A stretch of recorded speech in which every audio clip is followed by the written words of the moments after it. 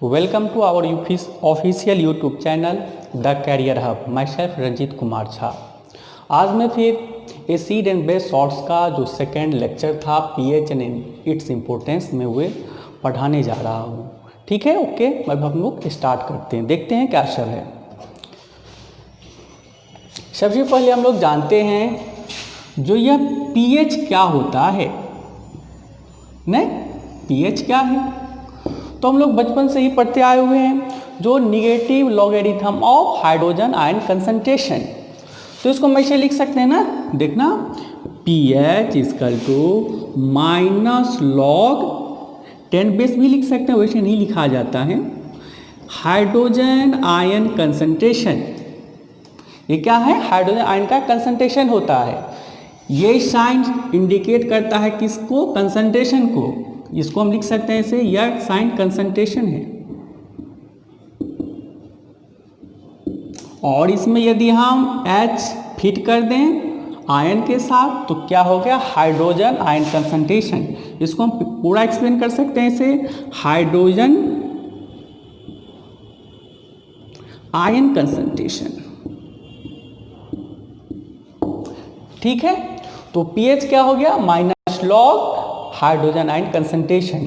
इसको हम डिफिनीशन भी लिख सकते हैं ना, इसको लिख सकते हैं क्या? निगेटिव लॉगरिथम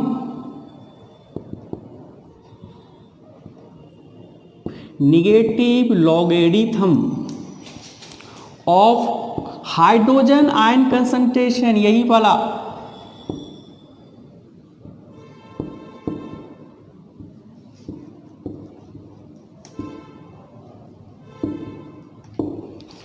तो पीएच हम वन वर्ड्स में समझ सकते हैं, जो negative logarithm of hydrogen ion concentration होते हैं।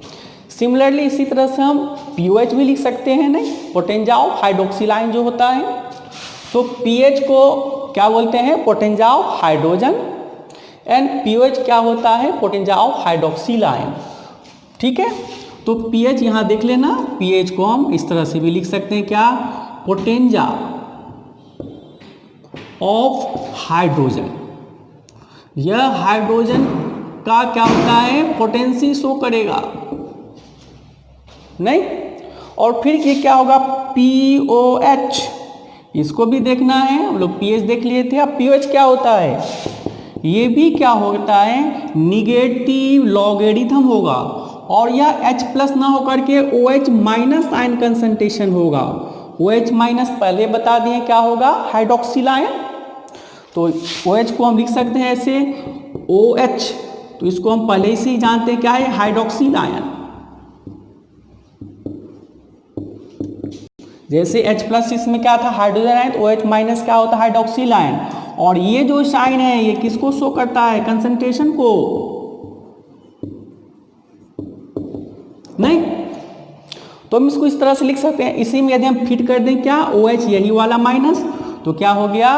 हाइड्रोक्सिल आयन का कंसंट्रेशन। तो इसको हम लिख सकते हैं hydroxyl ion concentration, hydroxyl ion concentration.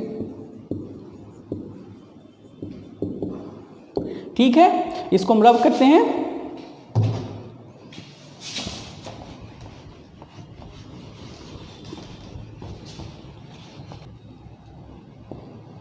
क्या लिखे हुए थे हम लोग? पीओएच। तो अब देखते हैं पीओएच को हम ऐसे लिख सकते हैं ना, minus log hydroxyl ion concentration. इसका यदि वन वर्ड्स में डिफिनीशन कहे लिखने के लिए तो क्या लिख सकते हैं हम लोग? Negative logarithm of hydroxyl ion, नहीं। इसको ऐसे हम लिख सकते हैं क्या? निगेटिव लॉगरिथम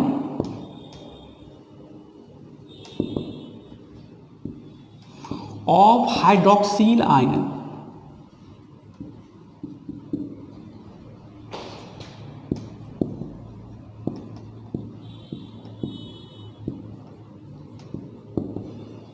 ठीक है, हम लिख सकते हैं negative logarithm of hydroxyl ion, यह पीओएच हो गया।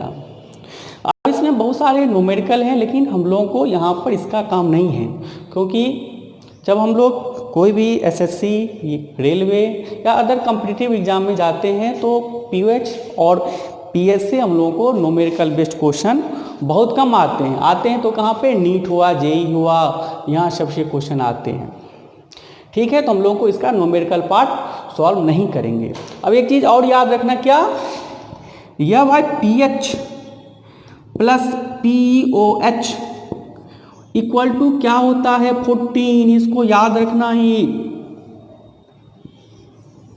क्या होता है, pH plus pOH equal to 14। आप लोग कहते होंगे भाई पीएच, पी के ऊपर में ही एच क्यों लिख दिए, पी के ऊपर में ओ एच क्यों लिखे, तो याद रखना जो कोई भी पीएच के साथ में पीएच ऐसे लिखता है यह कंप्लीटली रॉन्ग है, नहीं, ऐसे नहीं लिखा जाता है। स्मॉल पी होगा और ऊपर में हाइड्रोजन होता है, ये क्या होता है, बिल्कुल सही होगा, याद रखना। सिमिलरली अब यदि कोई P के साथ OH ऐसे लिख दे तो ये भी गलत होगा, स्मॉल p ऊपर में हाइड्रोक्सिल आयन होगा, ठीक है।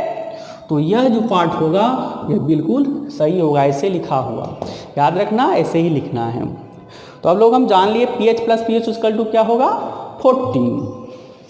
इसी का एक छोटा सा और पार्ट है, लेकिन हम लोग उतना ज़्यादा डेप्थ में अभी जाने का काम नहीं है। उसका नाम क्या है, हेडरसन हेसलवाल इक्वेशन, जो नीट जेई लेवल का है। अब लोग स्टार्ट करते हैं, क्या, पीएच स्केल, क्या है यह, पीएच स्केल, इसको भी बारे में जानते हैं। यह पीएच स्केल क्या होता है, बड़ा ही इंपॉर्टेंट है पीएच स्केल। स्टार्ट करते हैं यहाँ से,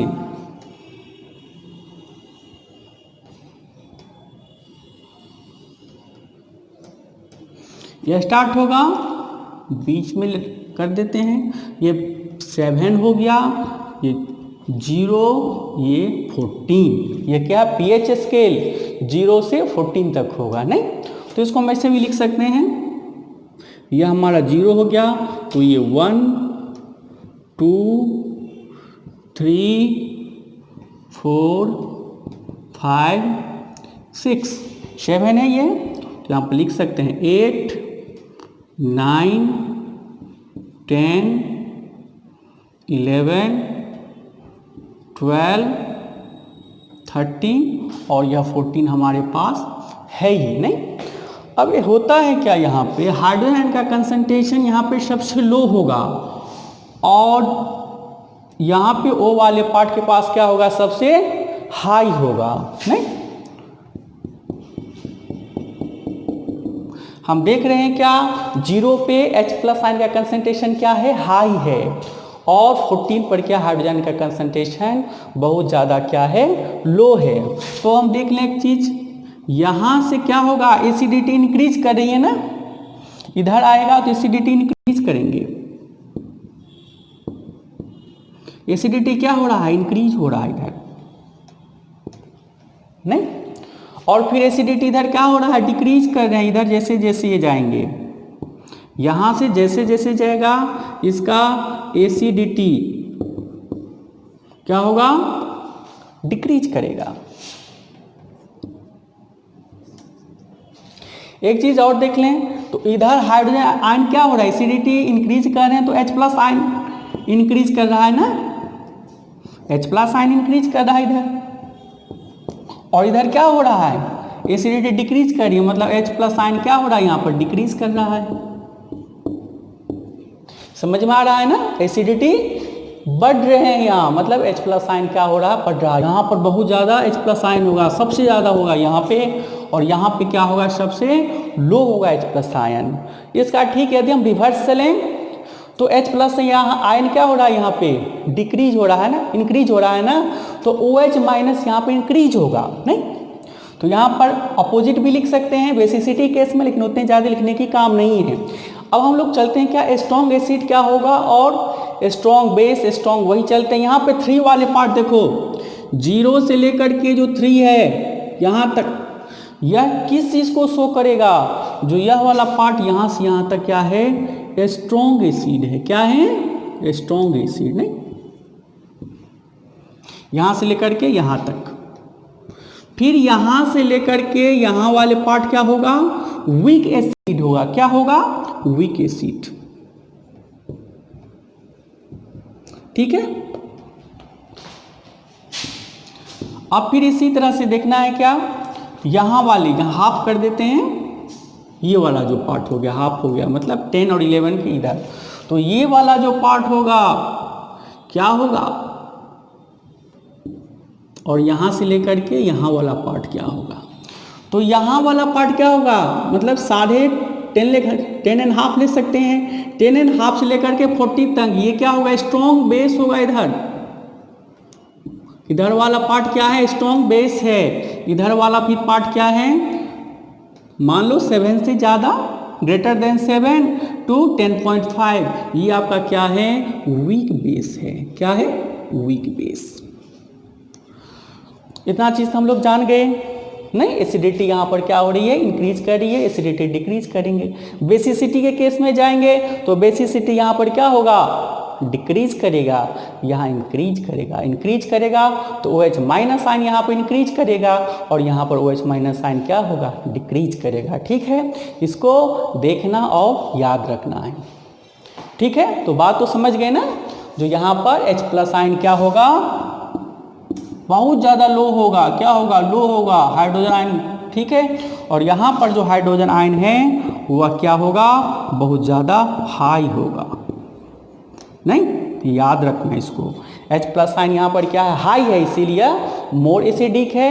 H+ आयन यहाँ पर क्या है, लो है, तो इसीलिए क्या है, ये वीक एसिडिक नहीं कर सकते हैं। तो यहाँ पर तो ऑपोजिट है एसिड का, तो यह स्ट्रॉन्ग बेस हो गया। ठीक है, चलते हैं अब हम लोग नेक्स्ट पार्ट। ठीक है, इसको रब करते हैं और हम लोग फिर जानते हैं क्या, जो सम कॉमन बेस है उसका pH वैल्यू क्या होगा। ये बहुत ही इंपॉर्टेंट पार्ट है। अब हम लोग को देखना है क्या, जो कुछ pH वैल्यू होते हैं जो डिफरेंट सब्सटेंस के लिए यूज होते हैं, जिसका हम लोग का लाइफ में बहुत ही ज़्यादा इंपॉर्टेंट है। अब इसको हम इस तरह से स्टडी कर सकते हैं। क्या होता है, pH value of some common substance from our everyday life are given below. कुछ सब्सटेंस ऐसे हैं जो हमारे डेली टू डेली लाइफ में यूज होने वाले हैं, और उसका pH वैल्यू क्या होता है। और pH वैल्यू से ही हम आइडेंटिफाई करते हैं जो सब्सटेंस या तो एसिडिक होगा, या बेसिक नेचर के होंगे, या न्यूट्रल होगा। ठीक है, अब हम देखते हैं, यहाँ पर हम कुछ सॉल्यूशन लिए हैं और उसका pH वैल्यू लिखे हैं। यहाँ पर भी सॉल्यूशन लिखे हैं, यहाँ पर pH वैल्यू लिखे हैं। सॉल्यूशन है और ये pH वैल्यू है। देखते हैं, इसमें लिखते हैं फर्स्ट है ना, कॉन्क HCl। कॉन्क मीन्स होता है कंसंट्रेटेड हाइड्रोक्लोरिक एसिड। इसकी वैल्यू क्या होगी, 0, क्योंकि यह स्ट्रॉन्ग एसिड है। पहले बताए थे H2SO4, HCl एंड HNO3, ये सब का सब क्या स्ट्रॉन्ग एसिड है, मीन्स उसकी वैल्यू pH वैल्यू 0 होगी, बहुत स्ट्रॉन्ग होते हैं। फिर क्या डाइल्यूट HCl। कॉन्क मतलब हार्ड HCl था, यदि इसमें हम वाटर ऐड कर दें तो डाइल्यूट हो जाता है, तब इसकी फिर क्या होती है, pH वैल्यू थोड़ा कम हो जाएगी। मतलब pH वैल्यू तो H+ आयन तो क्या होगी, कम होगी, लेकिन pH वैल्यू बढ़ती है, मतलब यह फिर क्या होगा, इससे कमज़ोर होगा। तो डाइल्यूट HCl की क्या होगी, 1। फिर देखते हैं गैस्ट्रिक जूस 1.4। गैस्ट्रिक जूस क्या होता है, हम लोग स्टमा होती है ना, वहाँ से क्या होती है, स्टमा से गॉल ब्लेडर के द्वारा HCl इंक्रीज होती है, जिसकी pH वैल्यू 1.4 होती है। ठीक है, उसको हम आगे पढ़ाएंगे डाइजेस्टिव सिस्टम में। तो गैस्ट्रिक जूस की वैल्यू क्या होगी, 1.4, जो हमारे स्टमा में होती है। लेमन के बारे में जानते होंगे, इसकी वैल्यू क्या होती है, 2.5 pH वैल्यू याद रखना। विनेगार क्या होगा, 4.0। मैंने बताया कि इसमें क्या होता है, एसिटिक एसिड होते हैं, एसिड है, इसलिए क्या है, लेस देन 7 है, तो 4 है। टोमेटो जूस ऑक्जेलिक एसिड, इसमें भी क्या है, 4.1 है इसकी pH वैल्यू। कॉफ़ी, हम लोग कॉफ़ी पीते हैं ना, जैसे चाय कॉफ़ी, तो कॉफ़ी की भी pH वैल्यू क्या होगी, 5। अब लोग देखते हैं soft milk. Soft milk means क्या, जो बिल्कुल सॉफ्ट हो, जैसे हम लोग अपने शॉप से खरीद करके लाते हैं, उसमें कुछ मिलावट नहीं रहता है, जो नेचुरल होगा, तो सॉफ्ट मिल्क की pH वैल्यू 6.0 होंगे। केवल मिल्क होगा नहीं, सीधा मिल्क, वह तो बॉयल होगा या उसमें कुछ मिलावट होगा, कुछ होगा, तो उसकी pH वैल्यू क्या होगी? 6.5 होगी। प्योर वाटर 7, न्यूट्रल होते हैं ना प्योर वाटर, सब जानते ही हैं। सालिवा जो हमारे जी के अंदर होते हैं, सालिवा नहीं जानते ही होंगे सब। बिफोर मील्स, जब तक खाना नहीं खाए रहते हैं तब तक उस सालिवा की जो pH होती है 7.4। सालिवा आफ्टर मील, जैसे हम लोग खाना खा लेते हैं उसके बाद उसकी pH वैल्यू क्या हो जाएगी? 5.8।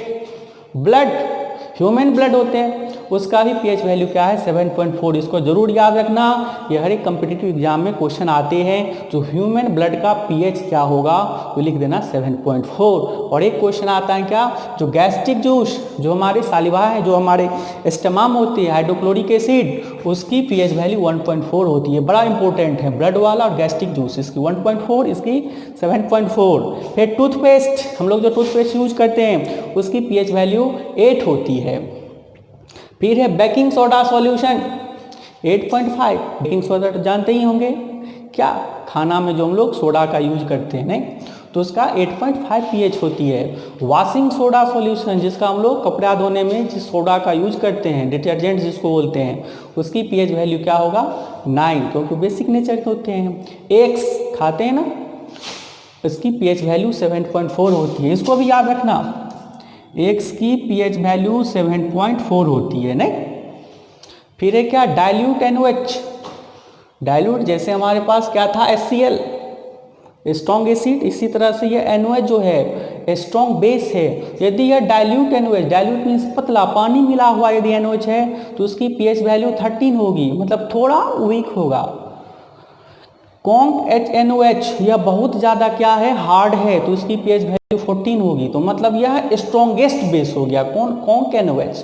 और इसमें कॉन्क NaOH जैसे ही थोड़ा हम NaOH ऐड कर दिए तो उसकी OH माइनस क्या हो गया? थोड़ा डिस्प्लिट करेगा, तो इसकी pH वैल्यू 13 हो जाती है, याद रखना। फिर है हाउस होल्ड अमोनिया, जो हम लोग अमोनिया अपने घर में रखते हैं कहीं कहीं पर कुछ सफाई वफाई करने के लिए ना, उसका भी pH वैल्यू क्या होती है? 11.6। समझ गए होंगे, ये बड़ा ही इंपॉर्टेंट पार्ट है, इसको जरा याद करना। हर एक कम्पिटिटिव एग्जाम में यहाँ से क्वेश्चन आते हैं। जैसे हम लोग का क्या था? नेचुरल ऑकरिंग एसिड था ना, बहुत बड़ा इंपॉर्टेंट, वैसे ही तरह यह pH वैल्यू जो है बड़ा इंपॉर्टेंट है, इसको जरूर याद रखना। अब हम लोग देखते हैं क्या, अब इंडिकेटर के बारे में पढ़ते हैं। इंडिकेटर क्या होता है? नहीं, यह इंडिकेटर क्या है?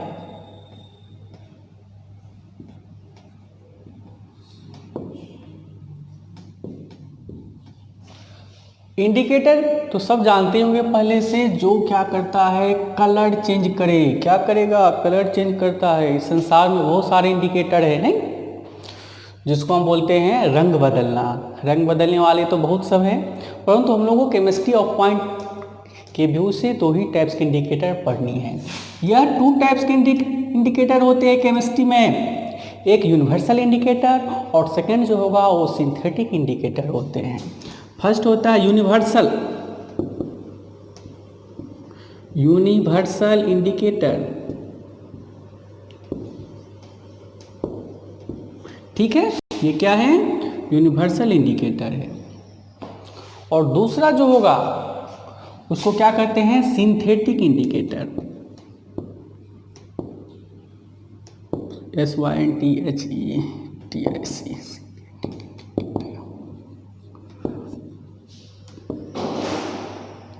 यूनिवर्सल इंडिकेटर क्या होता है? सिंथेटिक इंडिकेटर क्या होगा? यूनिवर्सल जो हमको नेचर ने दिया हुआ है, जो यूनिवर्स में पहले से क्या है?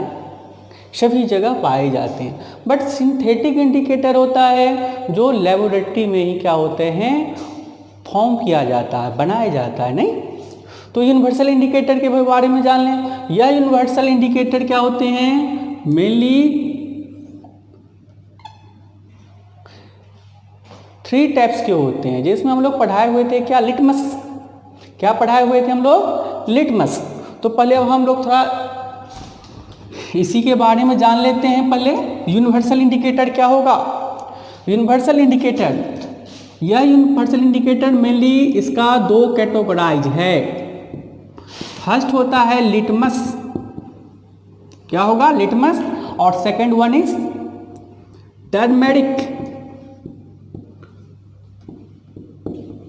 लिटमस तो जानते हैं किससे बना होता है, ये तो पहले मैंने बता दिए थे, यह लाइकेन से बनी होती है। लाइकेन किससे बना होता है?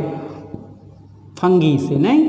और टर्मेरिक है, इसमें ज़्यादा कुछ नहीं, वो अपने आप में क्या है, कंप्लीट है, तो इसमें ज़्यादा कुछ माथापच्ची करने का काम नहीं है। यह जो लिटमस है ना, यह लिटमस, इसकी भी दो कैटेगराइज है। फर्स्ट क्या है? ब्लू लिटमस,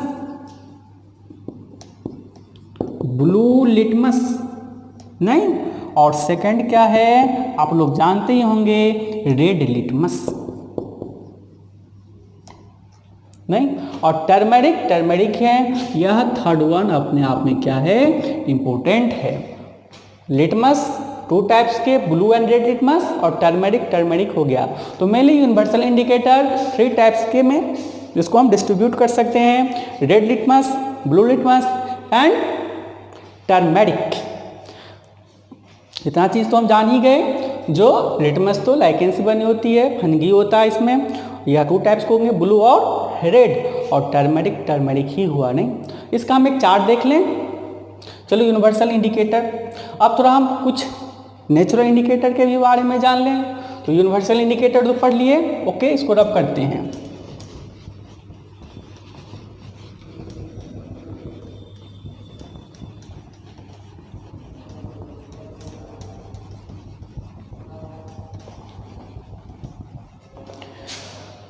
सेकेंड हमारा क्या था indicator? Synthetic, SYNTHETIC, synthetic indicator.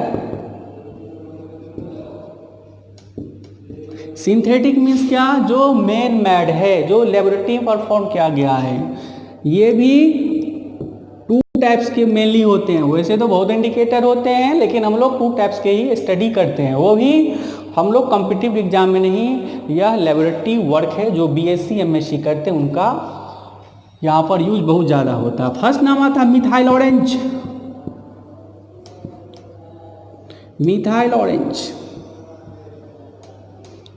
Second क्या होता? फिनोप्थेलिन।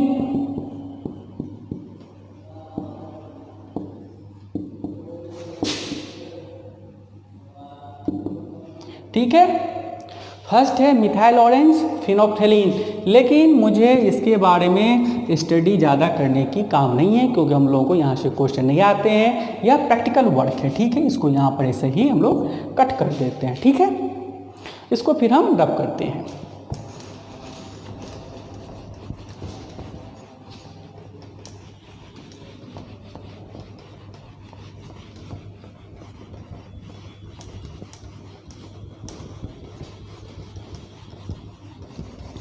अब हम लोग चलते हैं, क्या देखते हैं, एक चार्ट बनाते हैं, नहीं। यहां पर हम क्या लेते हैं? इंडिकेटर।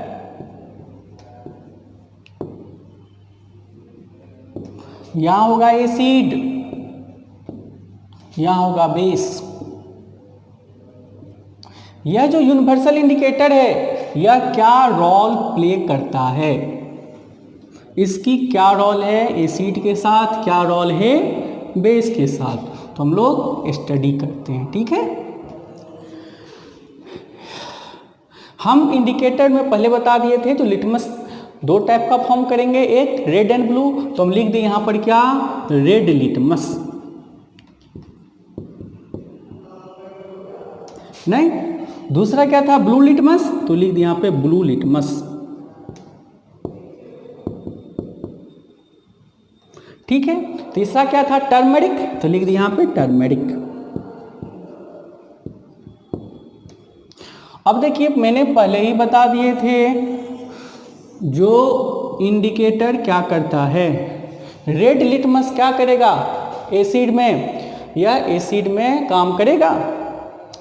ब्लू लिटमस का क्या काम है, टर्मरिक क्या काम है। रेड लिटमस क्या करता है, ब्लू में कन्वर्ट होता है ना, किसमें, एसिड में। और ब्लू लिटमस क्या होता है, रेड में कन्वर्ट होगा बेस में। तो लिखते हैं रेड लिटमस क्या होगा चेंज, ब्लू। कहाँ पे, एसिड में ना। रेड लिटमस कहाँ पर चेंज होगा, ब्लू में। हम लोग पहले ही से जानते ही थे। तो लिख दिया हम ब्लू लिटमस क्या चेंज होगा यहाँ पे, एसिड के साथ रेड में। नहीं, ब्लू लिटमस क्या होगा, रेड में चेंज होगा एसिड के साथ। और रेड लिटमस जो है बेस में क्या चेंज करेगा, ब्लू। और यह जो टर्मरिक होती है यह एसिड के साथ नहीं, ब्लू के साथ, बेस के साथ रिएक्शन करके क्या बना लेता है, रेड। नहीं, तो अब इसको हम क्या करते हैं, एक अब ये क्या है, रेड लिटमस है, एसिडिक नेचर है। रेड लिटमस जैसे होगा एसिडिक होगा, एसिड एसिड के साथ रखेंगे क्या होगा, नो चेंज। तो यहां पर हम लिख सकते हैं नो चेंज। लेकिन जैसे रेड लिटमस एसिडिक नेचर है, बेस के संपर्क में ले जाएंगे कंसर्न में तो ब्लू में कन्वर्ट हो जाएगा। फिर क्या है, ब्लू लिटमस, ब्लू लिटमस क्या है, बेसिक नेचर के है ना, एसिड के संपर्क में ले जाएंगे रेड हो जाएगा, जैसे बेस के संपर्क में ले जाएंगे तो यह क्या होगा, नो चेंज होगा। सेम है टर्मरिक, हल्दी जिसको बोलते हैं, टर्मरिक भी क्या है हमारे किस नेचर की होती है, मेनली ये होते हैं एसिडिक नेचर की। तो एसिडिक एसिड के साथ क्या करेंगे, ले जाएंगे तो इसमें नो चेंज होगा। लेकिन जैसे ही बेस के संपर्क में ले जाएंगे तो रेड कन्वर्ट हो जाएगा। इसको याद रखना, मैंने बता दिए थे रेड लिटमस का क्या काम है, जैसे बेस के संपर्क में जाएगा ब्लू में कन्वर्ट होगा, एसिड के संपर्क में जाएगा कोई चेंज नहीं। ब्लू लिटमस का काम है, एसिड के संपर्क में आएगा तो रेड में कन्वर्ट होगा, बेस के संपर्क में जाएगा नो चेंज। टर्मरिक एसिड के संपर्क में जाएगा नो चेंज, बट बेस के संपर्क में जैसे ही जाएगा उसमें डिप करेंगे, सॉल्यूशन को हम लोग क्या करते हैं, मैकअप करेंगे तो यह रेड में कन्वर्ट हो जाएगा। ओके, समझ गए होंगे। इसको रब करते हैं फिर हम।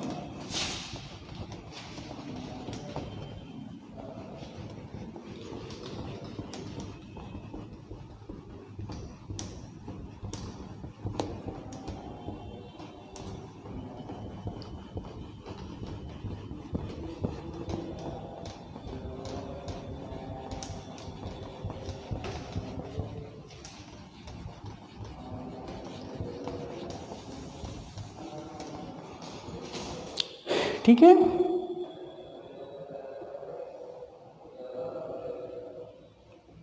और हम लोग देखते हैं क्या, जो पीएच वैल्यू भी होती है कुछ कलर की, नहीं कलर की पीएच वैल्यू क्या होगी, लिखते हैं हम pH value of colour, COLOR colour, COLOUR colour. ठीक है, दोनों सही है, या मेडिकल लैंग्वेज में यूज होता है या ब्रिटिश में।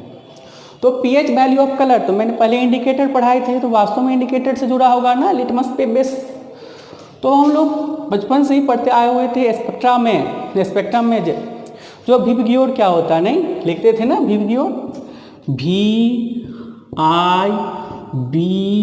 VIBGYOR, ये क्या था, विबग्योर।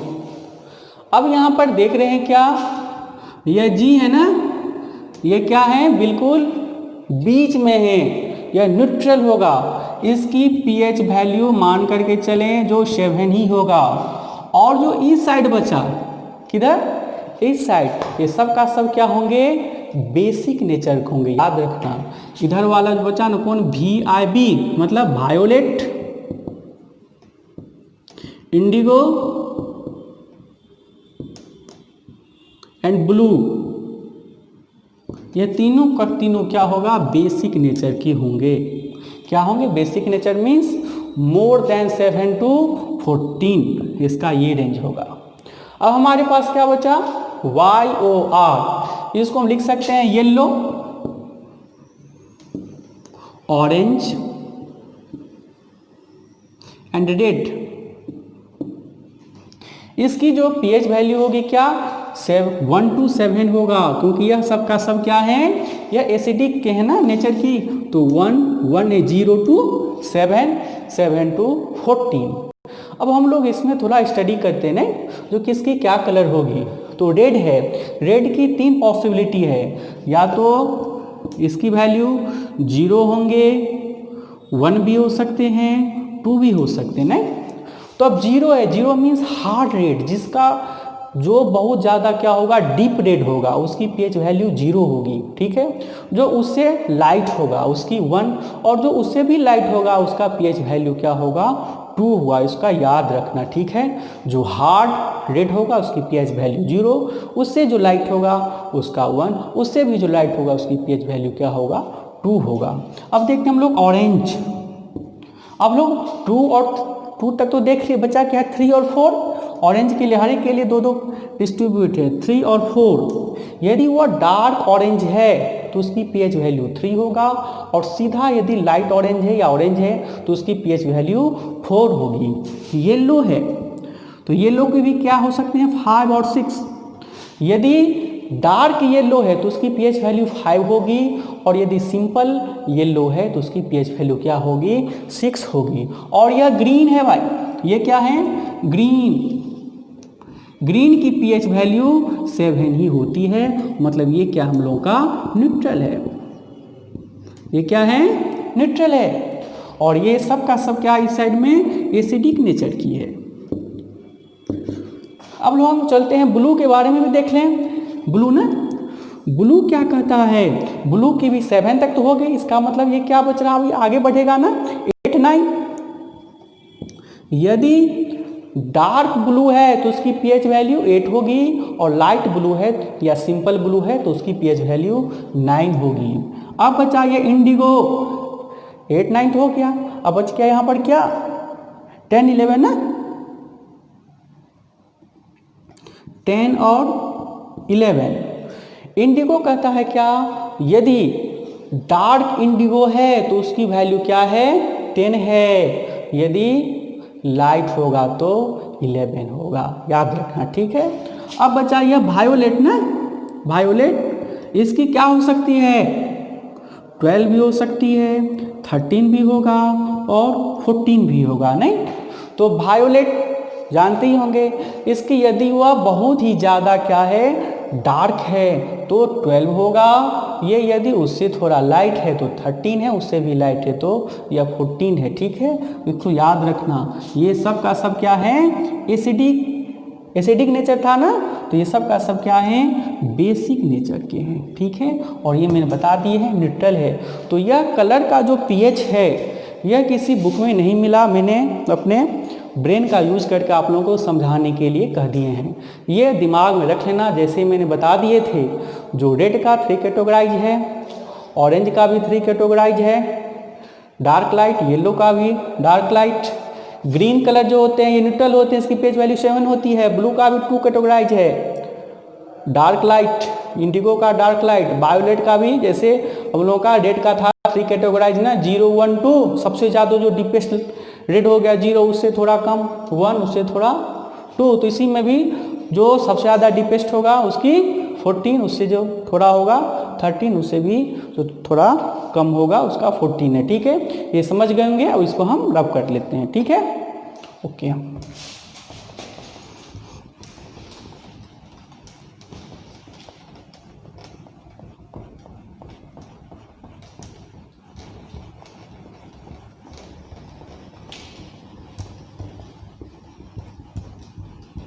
चलते हैं क्या, पीएच एंड इट्स इम्पोर्टेंस। तो पीएच तो पूरा पढ़ लिए ना, पीएच क्या होता है, इंडिकेटर क्या होता है। अब पीएच की इम्पोर्टेंस क्या है वो देखते हैं, लिखते हैं इम्पोर्टेंस ऑफ पीएच, क्या है, इम्पोर्टेंस,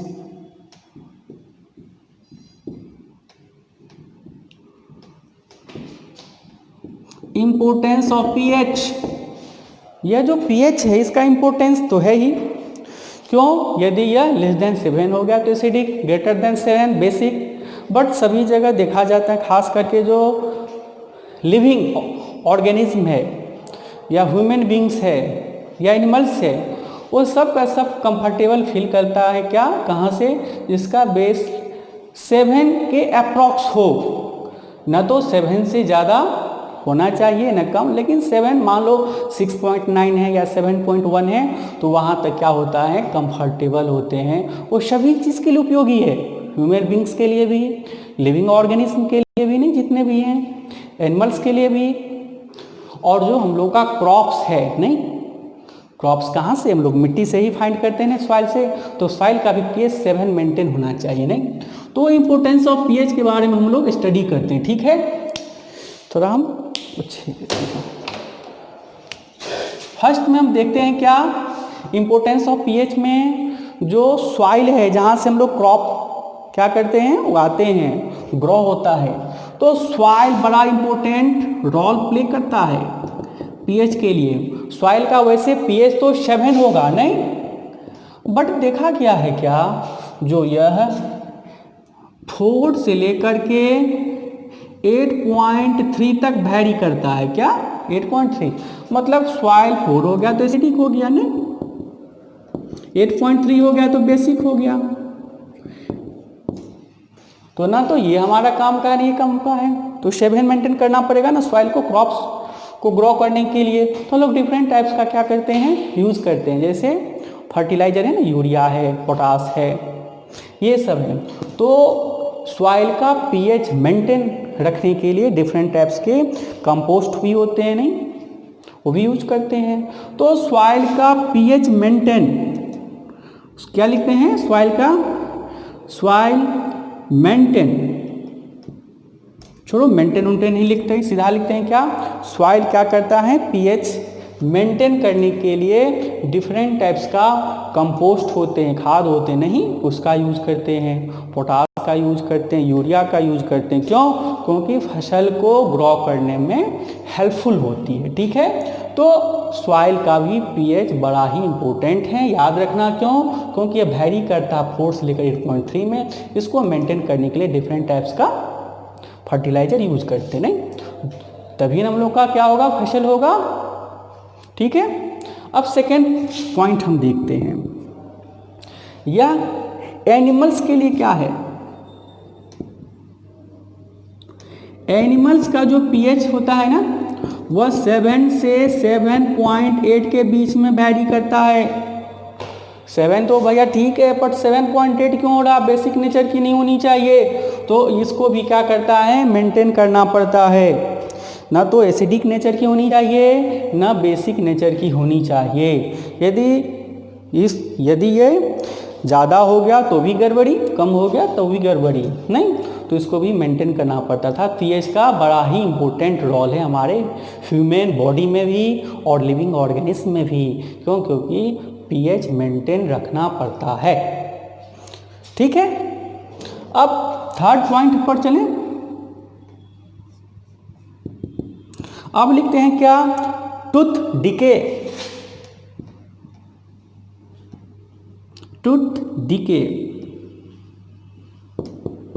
टूथ डिके कब होता है, जब बिलो 5.5 pH होगा, नहीं, यदि 5.5 से कम pH हो गया तो एसिडिक नेचर का हो गया। एसिडिक नेचर का हो गया तो क्या हार्मफुल होता है एसिड, वैसे देखा गया है सब जगह। तो हमारे जो दांत होते हैं, नहीं, टूथ होते हैं, उसको क्या करता है, बैक्टीरिया खाना स्टार्ट कर देते, नहीं, तो उसको तो हम लोगों को फिर सुरक्षा करना है, प्रोटेक्ट करना है। तो प्रोटेक्ट करने के लिए क्या यूज करते हैं, माइल्ड बेस, जिसको क्या बोलते हैं हम लोग, वीक बेस। तो वीक बेस में क्या आते हैं, वैसे लोग जो शहर के हैं वो तो टूथपेस्ट यूज करते हैं, और जो गांव से रहने वाले हैं वह नीम का पत्ता होता है, नहीं, उसका भी यूज करते हैं, नीम का पत्ता, नहीं। तो इसको क्यों, क्योंकि ये तो एसिडिक नेचर की हो गई ना। तो एसिडिक नेचर को कौन इसको क्या करेगा, न्यूट्रलाइज, बेसिक करेगा ना, बेसिक करेगा, न्यूट्रलाइज। तो बेस क्या होंगे, हम लेते हैं क्या, टूथपेस्ट। क्या लेते हैं, टूथपेस्ट।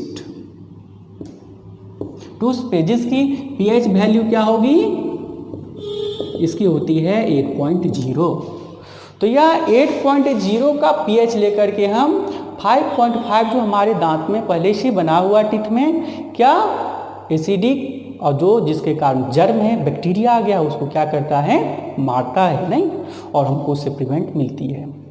फोर्थ पॉइंट भी स्टडी कर लें तो हम लोग समझ गए टूथ डीके क्यों होती है, क्योंकि लेस देन 5.5 इसकी पीएच वैल्यू होती है और यह बैक्टीरिया को ग्रो करता है और हमारे दांत सड़न होने लगते हैं, दांत खराब होने लगते हैं। तो इसको न्यूट्रलाइज करने के लिए बेस यूज करते हैं, बेस में टूथपेस्ट यूज करते हैं जिसकी पीएच वैल्यू 8 होती है। और नीम का पत्ता होता है या नीम, उसका भी हम लोग यूज करते हैं, उससे भी क्या होता है, ये न्यूट्रलाइज होते हैं। ठीक है, अब इसका 4 पॉइंट देखते हैं।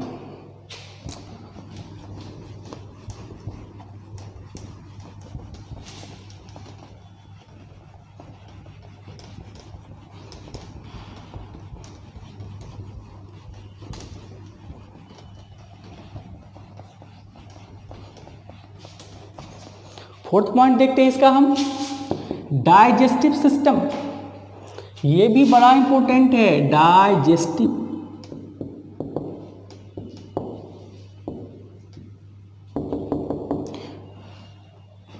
जब हम लोग क्या करते हैं, खाना खाते हैं ना, तो उसका क्या होता है, डाइजेशन होता है। पहले बताते थे स्टमक में, स्टमक में क्या होता है, गॉल ब्लैडर होता है। गॉल ब्लैडर जो गैस्ट्रिक जूस का सिक्रेशन करती है, उसकी वह HCl होता है, हाइड्रोक्लोरिक एसिड होती है। उसकी पीएच वैल्यू क्या होती है, 1.4। नहीं, तो यह जो स्टमक है यह HCl रिलीज करती है ना, HCl, इसकी पीएच वैल्यू होती है 1.4। हाँ, स्टमक में क्या, गैस्ट्रिक जूस भी इसको बोलते हैं। यह जो HCl है ना, इसको हम पहले बता दिए थे गैस्ट्रिक जूस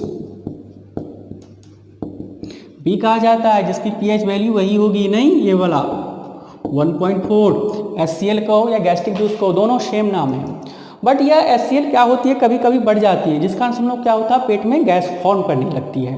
वह क्यों होता है, क्योंकि एबनॉर्मल हम लोग क्या करते हैं, फूड ले लेते हैं। कभी टाइम से खाना नहीं खाए, वो नहीं खाए, तो ये क्या हो जाएगा, गैस बढ़ जाते हैं। तब गैस बढ़ गया तो उसको तो कम करना है ना, तो इसके लिए हम लोग क्या यूज करते हैं, एंटासिड। क्या यूज करते हैं, एंटासिड। अब एंटासिड क्या होता है, पहले जानते हैं, मतलब जो एसिड का अपोजिट हो, एसिड का अपोजिट हो मतलब क्या हो, बेस हो। तो बेस हो तो उसका हम यूज क्या करते हैं, तो इसको प्रिवेंट करने के लिए हम लोग बेस का यूज करेंगे, तो इसको बोलते हैं एंटासिड। यह एंटासिड क्या होता है, एंटासिड का ही दूसरा नाम हम लिख सकते हैं बेस। तो बहुत ही प्रचलित नाम है। फर्स्ट नाम आता है इनो, नहीं, सेकेंड नाम इसका हम क्या ले सकते हैं, बेकिंग सोडा।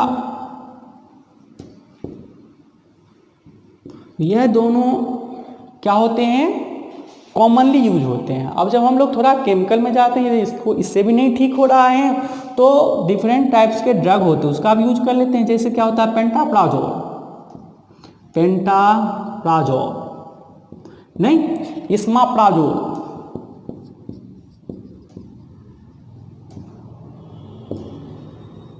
ये सब क्या है, ड्रग है। ठीक है, तो इसका यूज करते हैं, और जो हमारे स्टमक में गैस फॉर्म करता है उसको यह क्या करता है, ठीक करता है, नहीं, बैलेंस कर देते हैं। ओके, आप लोग को ये अच्छे से समझ में आ गया होगा, और हमारा विश्वास है आप लोगों को जहाँ पर जो कुछ दिक्कत होगा वो हमारे कमेंट बॉक्स में जा कर के कमेंट करना, उसका हम जवाब देंगे। तो आज का हमारा जो लेक्चर था, second part pH and importance, यहाँ पर ख़त्म हो रहा है, और उम्मीद करते हैं आप लोगों को अच्छा लगा ही होगा। ठीक है, और हम लोग फिर नेक्स्ट वीडियो मिलेंगे। यदि आप लोगों को अच्छा लगे तो इसको लाइक, शेयर और सब्सक्राइब जरूर करना। Thank you, bye, next